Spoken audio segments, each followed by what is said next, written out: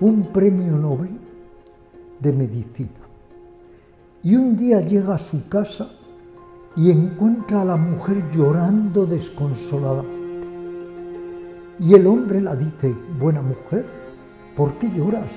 ¿Pero acaso no sabes que las lágrimas no son más que un poco de agua, sal, mucosa, limo y fósforo? La mujer le mira muy desencantada y le dice: ah, ¿solo eso es una lágrima? ¿Cómo se ve que eres un hombre de ciencia pero no de corazón? Tú puedes hacer el amor con amor o sin amor. Puedes hacer el amor con diferentes tonalidades, entre comillas, psíquicas. Todo eso es medible. Te podrán medir los cambios que haya hormonales o cerebrales. Pero ¿y tus sentimientos al hacer el amor? ¿Y tus emociones? Es que todo eso no es medible. La ciencia no sabe lo que es el amor. Ni idea. Sabe lo que es segregar dopamina, sabe lo que es los efectos de cuando una emoción es fuerte y tal. Claro. De eso sí sabe. Pero no sabe lo que es el amor. Por lo tanto, para la ciencia no existe el amor. El sentimiento inmenso de soledad que tiene el ser humano, y la nostalgia, y la ensoñación, es que todo eso es posible localizarlo. ¿Y de qué sirve? ¿Por qué no espiritualizar la ciencia? Cada día más los científicos se vayan interesando por estos temas y ellos mismos vayan viviendo estas experiencias de autoconocimiento, de transformación y de liberación. Una ciencia despierta y humanizada, humanizada y despierta, y cambiaría la faz del mundo. Piensa por ti mismo. Wake up. Limitaciones de las ciencias, Ramiro, ¿qué me cuentas? Mira, te voy a ser muy claro, Alex. Todo lo que ahora se está investigando de la repercusión que los estados de ánimo generados por la meditación tienen en el cerebro, eso ya se viene estudiando hace 60, 70 años. Yo mismo, en un libro mío llamado Principios de Yogoterapia, incluyo estas pruebas que empezaron por hacer los japoneses, los alemanes, los norteamericanos. Pero todas estas pruebas, aunque le demos la bienvenida, son muy limitadas, porque si tú o San Juan de la Cruz estáis en un estado profundo de meditación, conectáis con lo que llamamos Vilasa Vivarta, la dicha del alma, esa fuente interna de deleite, ¿a ti qué mismo te da que te refrenden eso con que si hay alteraciones en un lado u otro del cerebro? Lo importante es que tú lo vives, y lo importante es que, aunque no se reflejase incluso en un mapa cerebral, te transforme. Si te transforma, si te humaniza, si te hace mejor persona, si te ayuda a vivir la vida con un talante más sereno y más virtuoso, eso es esencial para ti.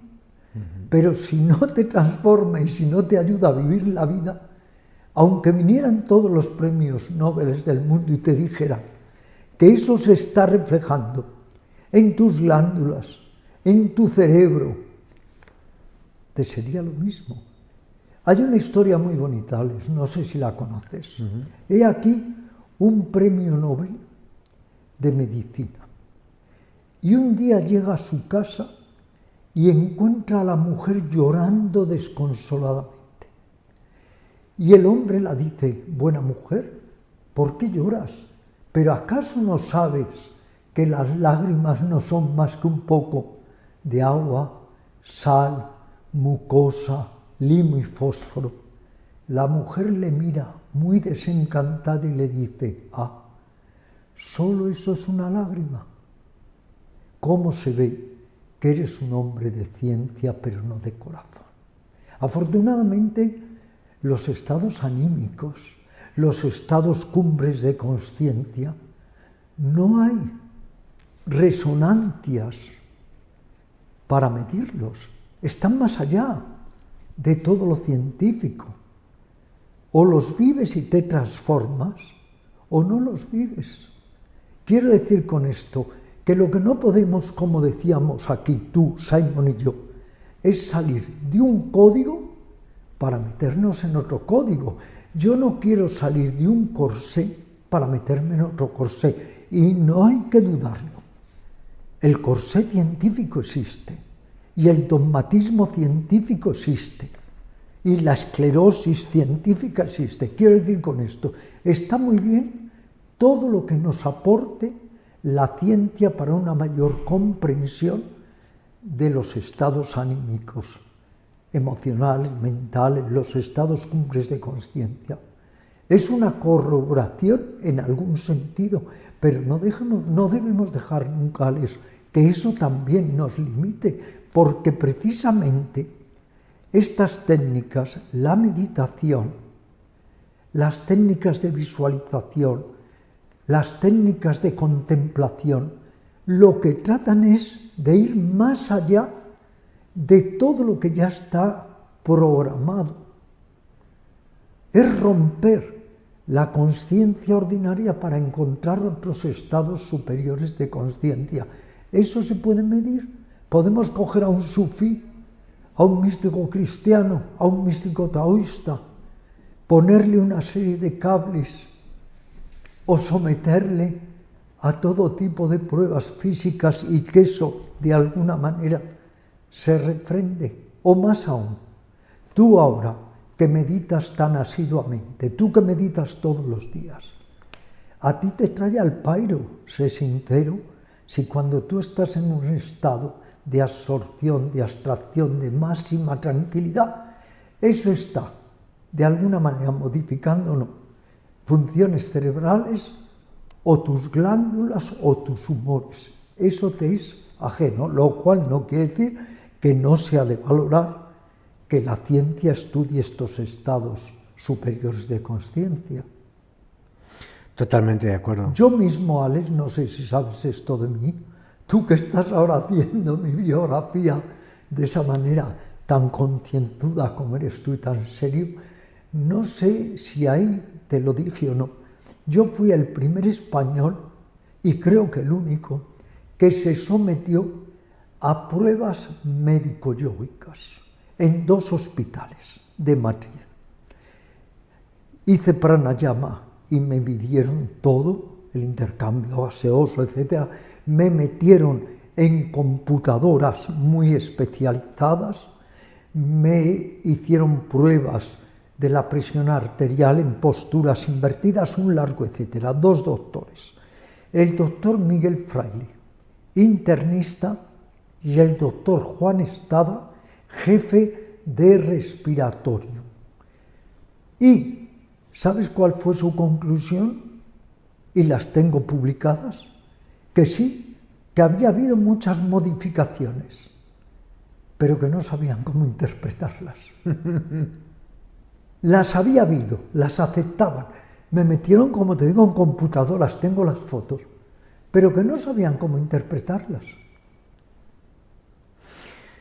El tema de la ciencia, si lo miras con cierto prisma, bueno, para empezar, a mí lo primero que me llega es la arrogancia occidental. Ah, bueno, eso. Porque lo que tú dices hoy invalida miles de Exacto, años total, de sabiduría, totalmente. de ciencia, de Oriente o de no Oriente, de donde sea, de toda esa gente que habla de que todo eso de lo que habla esta gente no cuenta ni vale para nada, solo cuenta esto. Claro. Y lo que cuenta, el problema es que la ciencia va a través del método científico. Y el método científico, de hecho, en Wake Up estamos lanzando un proyecto que se llama Instituto Wake Up, que es para estrechar lazos entre la ciencia y la espiritualidad y ir a el conocimiento desde la propia experiencia. O sea, ir a un paso más y no solo quedarnos en la teoría de las cosas, sino ir a la práctica. Y pronto estará disponible en Wake Up. No puedes estudiar toda la realidad si te basas exclusivamente en lo material. ¿Qué va? Entonces, la ciencia no sabe lo que es el amor. Ni idea. Sabe lo que es segregar dopamina, sabe lo que es los efectos de cuando una emoción es fuerte y tal. De eso sí sabe. Pero no sabe lo que es el amor. Por lo tanto, para la ciencia no existe el amor. Oye, ¿no existe el amor? ¿De verdad? Y el sentimiento inmenso de soledad que tiene el ser humano. Y la nostalgia. Y la ensoñación. Es que todo eso es posible localizarlo. ¿Y de qué sirve? Aun si se localiza.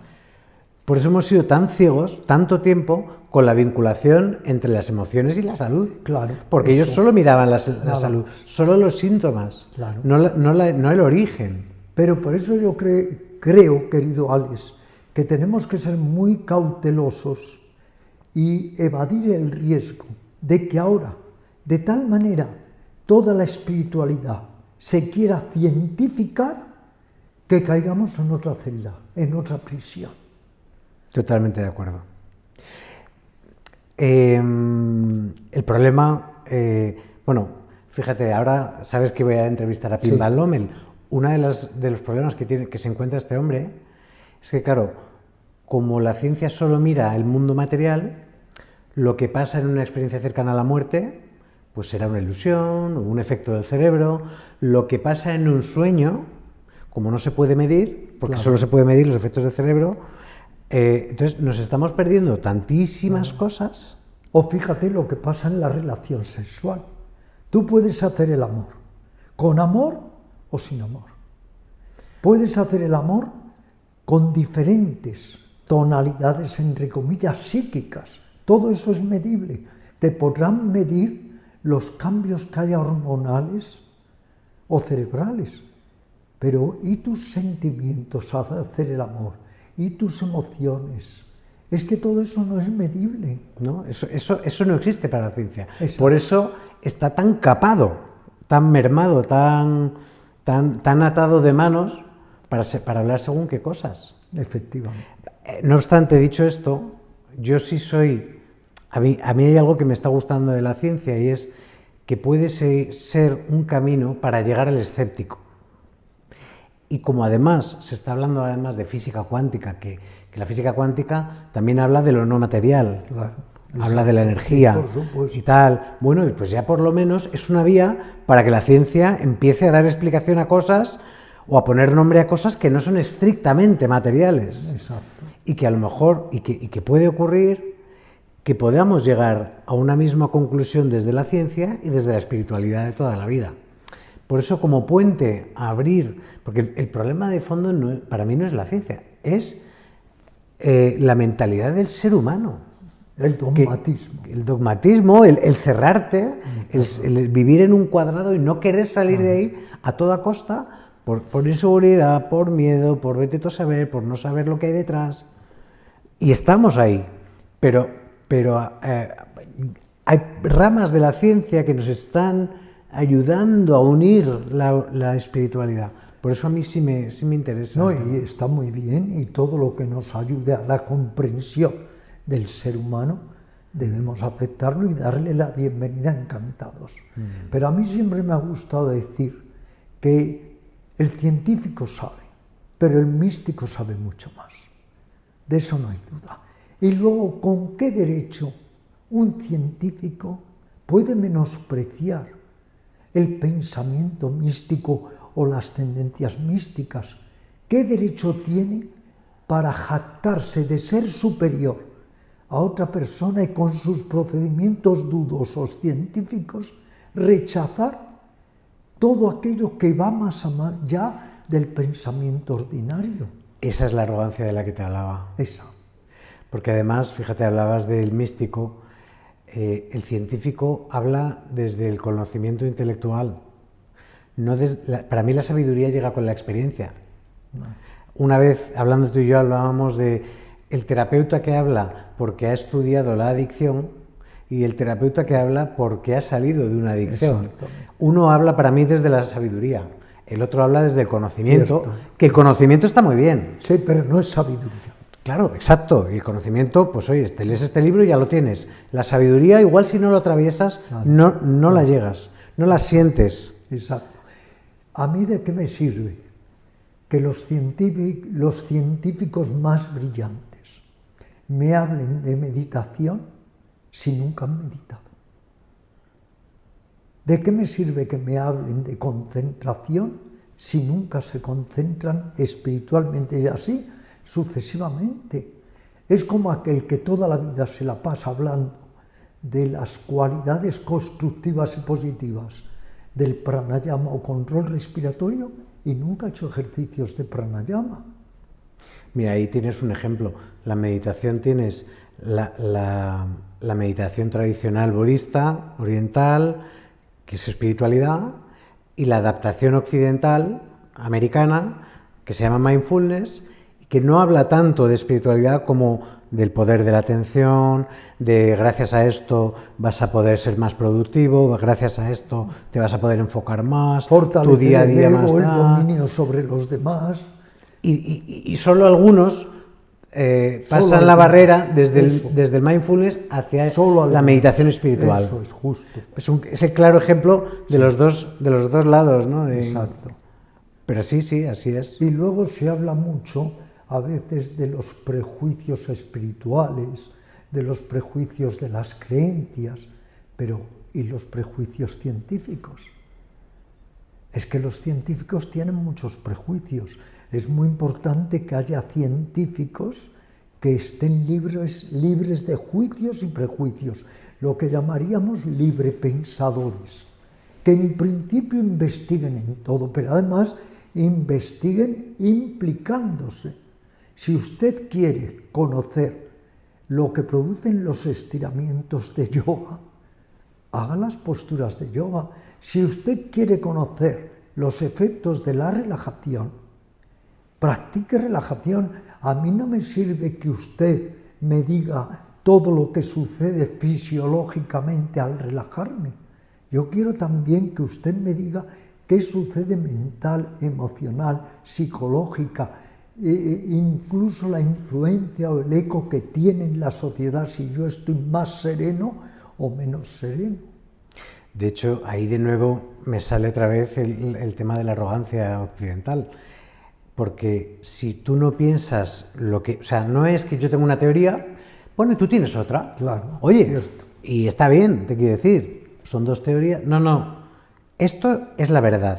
Y si no es esto, es pseudociencia. Es magufo. Eso es Es magufo y es una mierda y te critico y te tal.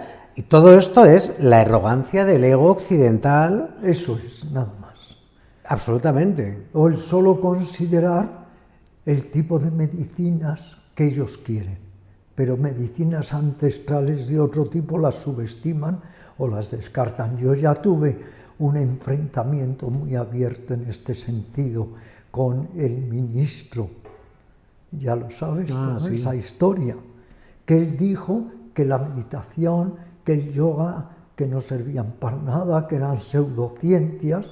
Entonces yo, lógicamente, le contradije y le dije que me parecía increíble que además un astronauta tuviera esa mente tan esclerótica, dogmática y cerrada. Y él al día siguiente publicó un Twitter en respuesta diciendo que el yoga y el pilates ya empezó por unir yoga y pilates, lo cual demostraba que el ministro Duque no tenía ni idea ni de yoga ni de pilates, pero dijo que siempre era mejor practicar yoga y pilates que nada, pero que eso no era científico y que era una pseudociencia. A la larga es eso, cuando ellos mismos no tienen ni idea de qué es ciencia ni pseudociencia. Es que efectivamente la arrogancia es la prepotencia de encima sentenciar un tema sin tener ni idea. Sin tener ni idea, vamos. O sea, es esa prepotencia de decir, oye, por lo menos ten la prudencia, te quiero decir. Exacto. Oye, si no lo conoces, no tienes por qué... pero es que esto, mira, también se ve mucho en Occidente y Oriente con la religión budista, Sí. que se abre a todo ser viviente, que se abre al respeto a toda forma de vida. Sin embargo, te encuentras con una iglesia católica que mi Dios es mejor que el tuyo. Claro. Y si no crees en mi Dios, tú estás acabado. O sea, o piensas claro, como yo, eso. o estás contra mí. Ese problema, Alex, solo sucede con las 3 religiones monoteístas: la cristiana, la judaica y la musulmana, y la islámica. Ese es el problema. Las religiones monoteístas, todas se han metido ellas mismas en una cápsula y desde ahí imponen sus creencias, sus puntos de vista, sus dogmas. En cambio, las religiones, como son la budista y otras que no son teístas, no son monoteístas, no tienen ese afán de llevar sus convicciones a toda la humanidad. Claro, y además es como, oye, esta es mi creencia, esta es mi forma de vida, respeto la tuya. Exacto. Déjame en paz. Claro. O sea, te quiero decir. Sin embargo, para mí no es más que ego, ¿no? Te quiero Es decir, ego. criticas y destruyes todo lo que no Eso sea tal, es. porque además, y aquí en la religión y en la ciencia creo que pasa lo mismo, si yo empiezo a escucharte a ti y a darte la razón en algo, me voy a tener que plantear toda mi forma de vida. Efectivamente, eso Y es. me vas a hacer trabajar muchísimo, claro. porque me vas a desmontar todo lo que tengo montado. Me vas a Y, poner... y como no quiero que eso ocurra, Claro. me es más fácil condenar todo lo que dices, tacharlo, negarlo y seguir defendiendo lo mío. No quiero que pongas mi vida patas arriba. Exacto, esa es La realidad. Entonces, un científico que empieza a escuchar ciertas cosas y a validar ciertas cosas, hostias, tiene que irse para atrás y todo lo que se ha dicho a lo mejor se tiene que desdecir, Claro. o por lo menos revisarlo. Eso, revisarlo. Y no quieren. No, porque cuando tenemos una mentalidad dogmática, nos negamos a revisar, a indagar, a escudriñar.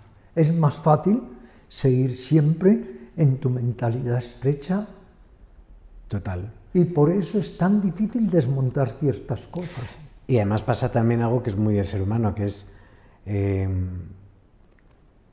como piensas diferente, voy a por ti. Eso es típico, ¿eh? Y eso pasa en todos los lados, Claro. y también en los médicos. Bueno, muchísimo, ¿eh? Muchísimo. Entonces, y sí, sí. luego hay un sector de los médicos que indudablemente es maravilloso, tolerantes, comprensivos, Absolutamente. cariñosos. Pero hay que decirlo, hay un sector médico que es repugnante en el sentido de que intimida al paciente, no le atiende, le acompleja, le traumatiza, no se muestra humano con él. Estos médicos majestáticos, que antes había mucho más que ahora, la mafia blanca, estos médicos están ahí también. No se dan cuenta de que ellos son médicos porque hay pacientes. Es como el gurú, el maestro, que no se da cuenta que hay maestros porque hay discípulos. Pues hay médicos porque hay pacientes. Y no pueden subestimar nunca al paciente. De todas formas, y a que acabas de recordarme, la semana pasada publicamos en Wake Up una entrevista con Gabriel Heras, de la Calle, que es el presidente de la Fundación Humanizando la Sanidad. Y es un hombre que habla en las salas de espera, en los quirófanos, habla de alma. No habla solo de cuerpo, que también, que el médico debe ser un gran especialista en el cuerpo, pero que ya empieza a hablar de otras cosas. Entonces, ahora en Wake Up tenemos a Bisblani, que es otro médico que habla de alma, ahora Pimba el Lommel, que voy a verlo y habla de la conciencia no local. Parece ser, por eso a mí sí me ha pasado, o sea, yo no es que quiera ahora cientificar la espiritualidad, pero sí que me gusta llegar a lugares donde a lo mejor antes no se podía llegar gracias a este tipo de cosas, ¿no? Y ya está habiendo médicos que ya te hablan de otra... Alex, tú lo has dicho, cientificar la espiritualidad. Pero ahora yo te diré, ¿por qué no espiritualizar la ciencia? Exacto. ¿Eh? En esas estamos, en esas estamos. Y creo que es lo que está empezando a ocurrir. Y solo falta pues que haya más gente también que salga un poco del armario del mundo médico, pero los está viendo. De hecho, voy a poner el enlace de la entrevista y te la voy a mandar para que la veas a este chico, Gabriel, con el que vamos a hacer más cosas, que ya se habla de otras cosas y se están moviendo gente y están humanizando muchas UCIs ya en España y fuera de España. Eso mismo. En mi libro En el límite, que lo escribí después de yo haber estado desahuciado, que me dieron 4 horas de vida, como sabes, estuve casi un mes en coma y luego casi otro mes en planta y luego otro mes en mi casa, no en el domicilio, para recuperarme de esta gravísima enfermedad que es la listeria, una bacteria que o te mata o te deja con gravísimas secuelas. Pues después de haber vivido esa experiencia, yo en este libro, En el límite, escribí que las UCIs tal y como están concebidas son cámaras de tortura. Cámaras de tortura. De hecho, hay una cosa muy clara. Un tanto por ciento elevadísimo de los que pasan por la UCI, incluido yo, nos demenciamos. Te demencias. Y es muy duro que no puedan visitarte más los familiares y atenderte y humanizar ese lado de la UCI. Entonces, en este libro yo insisto mucho que hay que humanizar la UCI, humanizarla. Y envié el libro al director del Hospital de la Paz para decirle que leyera ese capítulo y que se diera cuenta que las UCIs tienen que cambiar totalmente, que somos seres humanos, o aunque fueran animales, hay que hacerlo de otra manera. Totalmente. De todas formas, claro, en las UCIs, en general en los hospitales, se tratan cuerpos y enfermedades. Ya está. Y si no ves la visión global entera del ser humano que sufre, que a veces todas esas manifestaciones físicas vienen precisamente por la parte espiritual, por la parte emocional al menos, pero bueno, cada vez más, te va a gustar esta entrevista, te la voy a pasar para que la veas, cada vez más iniciativas. Claro, lo que es importante aquí, aunque sea un poco utópico, es que cada día más los científicos se vayan interesando por estos temas y ellos mismos vayan viviendo estas experiencias de autoconocimiento, de transformación y de liberación. Bueno, es que... Habría que ir por una ciencia despierta y humanizada y despierta, y cambiaría la faz del mundo. También es cierto que yo me estoy encontrando, también por Wake Up y tal, me estoy encontrando con científicos o médicos que ellos también atraviesan un vacío existencial en un momento de su vida. Hombre, coño, que tienen esas inquietudes. Seres humanos, todos. Es más, hay una cifra que es brutal, que no me lo tomes a pie de la letra, pero es como un 30% de los médicos enganchados a benzodiazepinas. Ojo, que eso que se sufre. Sí. Que el 70% de los médicos, si pudieran elegir, cambiarían de profesión. Sí, cierto. O sea, que hay un sufrimiento en el sector científico, médico, que también está despertando. Mucho sufrimiento. Yo en el mismo centro de yoga a lo largo de estos años he tenido muchísimos médicos como practicantes de yoga y meditación. Otros muchos cambiarían de hospital. De hecho, en cuanto pueden se van a hospitales del extranjero también, porque están más considerados y mejor pagados. Todos somos seres humanos, desde un sacerdote, un médico, cualquier trabajador, todos somos seres humanos y todos pasamos por las mismas crisis emocionales, psicológicas, espirituales. Por eso yo creo que la nueva espiritualidad, vamos a llamarla así, para diferenciarla de la religión dogmática y del aparataje eclesiástico, la nueva espiritualidad debe ser alimento, yo creo, para todos los seres humanos, cuales sean sus condiciones, sus profesiones o sus motivaciones. Al mundo de la espiritualidad estará todo el mundo siempre invitado. El problema es que uno tiene que abrirse. Claro. Pero no sé, a mí me da la sensación de que hay mucha gente abriéndose cada vez más. Siempre decimos lo mismo, ojalá sea verdad. Sí. Porque hay que decir, el científico no es el enemigo, el médico no es el enemigo. Por supuesto. Y si ocurre todo lo que ocurre, es que tiene una explicación perfecta. Te quiero decir, todo el mundo hace lo que puede y todo lo que están haciendo todos los médicos y todos los científicos del mundo lo hacen por una explicación, porque si no, para empezar, no estaría siendo así, sería de otra manera. Y es que nadie los enseña a ellos tampoco, ni en la carrera, ni en casa, ni en ninguna parte. Por eso te decía que hay que humanizar la medicina y la ciencia. Exacto. Claro, lógicamente. De ahí el título de la entrevista que publicamos, que se llama Humanizando la sanidad. Claro, lógico. Por todos los profesionales de la salud, o sea, médicos, enfermeros y tal. Y por supuesto, humanizar las UCIs. Yo insisto en ello, lo reivindico porque lo he vivido. Humanizar las UCIs. De hecho, en esta entrevista lo primero que empieza el vídeo recreando una situación de alguien que se despierta en una UCI, que en este caso es Sol Villanueva, que tuvo un síndrome bastante poco común, perdió la total movilidad, estuvo un mes y una semana en una UCI sin poder moverse, y fue la peor experiencia de toda su vida. Había maquinitas allí, no entendía nada, miraba a la gente le miraba como si fuera un trozo de carne. O sea, fue la peor experiencia de toda su vida. Yo estuve durante semanas atado de pies y manos. ¿Ah, estuviste atado tú? Sí, claro, porque la agitación, yo quería irme de allí. Lo vivía aquello como un campo de concentración, de tal manera que yo solo tenía una idea fija. En cuanto recuperaba un momento la consciencia, aunque fuera 5 minutos, lo que quería es irme, saltar por la ventana, irme.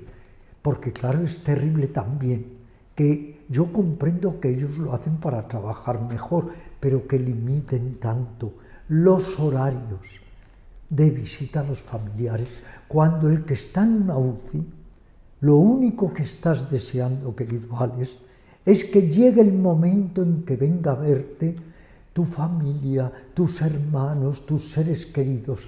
Media hora por la mañana, media hora por la tarde, máximo 2 personas. Venga, esto es. Eso es lo que hay. Esto es. Parece increíble, ¿eh? Increíble. Parece increíble porque, coño, que es gratis. O sea, te quiero decir, que me dices, no es una medida que vaya a costar no sé cuántos millones. Y luego un momento, con una conducta por parte muchas veces de los que están en la UCI con respecto a las explicaciones a los parientes, que no es una conducta humana. Tú no puedes salir y en 3 minutos explicar todo como si fuera aquello y no prestarte a hablar más con el paciente, etc. Es que, claro, todo eso hay que revisarlo y hay que cambiarlo. De esto también hablaba con Gabri, porque el proceso es, el médico habla con el familiar, el familiar no se entera de nada. Entra a la habitación, le pregunta a la enfermera dice, no sé, porque yo no he hecho, o sea, no sé qué le ha dicho usted el médico. Y el familiar habla con el paciente y le pasa la historia que quiera, porque claro. de lo que dijo el médico de inicio a lo que le llega al paciente. Y luego otra cosa, ¿por qué tiene que tener el paciente o sus familiares miedo al médico? ¿Miedo al médico? ¿Por qué todos tenemos miedo a preguntar al médico, a abordarle, a decirle que nos explique la situación? ¿Por qué? Y ves que un tanto por ciento de pacientes está intimidado ante los médicos. Yo mismo estaba intimidado, mis familiares, porque cuando un médico se tiene que desvivir explicando a los familiares qué le pasa al paciente, eso es compasión. Ya que hablaremos de compasión, es que también la medicina y la ciencia tiene que ganar en compasión y en empatía. Pero también te lo digo al revés, porque hay médicos que cuando ven un atismo de emoción en la sala se salen y se van y rehuyen. Que no es un echar en cara, no es un reproche. Es crítica, no es ninguna crítica. Constructiva incluso. Pero parece que cuando alguien habla de emociones o alguien llora, ostras, vámonos de aquí. Aquí no se llora, ¿no? O sea, me siento incómodo, no sé manejarme con esto, salgo de la habitación. Despierta. Wake up.